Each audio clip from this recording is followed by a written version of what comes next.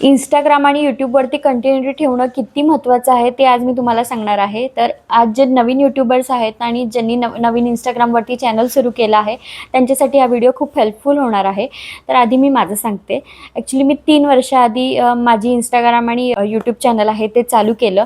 तेव्हा मी प्रेग्नंट होते. पण प्रेग्नन्सीच्या काळामध्ये माझं थोडंसं अडचणींमुळे किंवा अडथळ्यांमुळे थोडं डिस्कंटिन्यू व्हायचं. मी परत कंटिन्यू करायचे, डिस्कंटिन्यू व्हायचं, परत मी कंटिन्यू करायचे.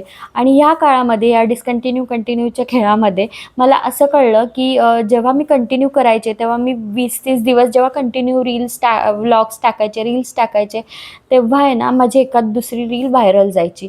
पण मला ह्यावेळेला असं कळलं की जेव्हा मी कंटिन्यू करते तेव्हा माझ्या रील्स चांगल्या जातात. पण काही घरच्या जबाबदाऱ्या, काही लहान मुलगी आहे त्यामुळे लहान मुलीची जबाबदारी, त्यामुळे माझं थोडंसं डिस्कंटिन्यू होत आहे आत्ता पण.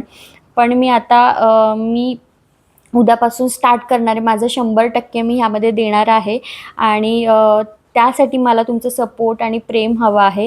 त्यामुळे माझ्या जर का तुम्ही इंस्टाग्राम चॅनलला फॉलो केलं नसेल तर फॉलो करा आणि यूट्यूब चॅनल जर का तुम्ही सबस्क्राईब केलं नसेल तर सबस्क्राईब जरूर करा.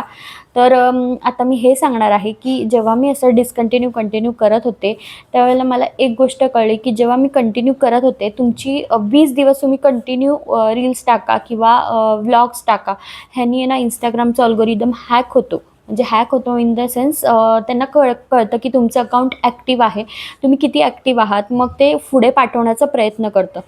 त्यामुळे इंस्टाग्रामवर सुद्धा असंच आणि यूट्यूबवर सुद्धा असंच. त्यामुळे कंटिन्युटी ठेवा तुमच्या जर्नीमध्ये आणि ही गोष्ट तुम्ही लक्षात ठेवा आणि संधीची अजिबात वाट बघू नका. तुम्ही तुमचं काम करत राहा, तुम्हाला नक्की यश मिळेल.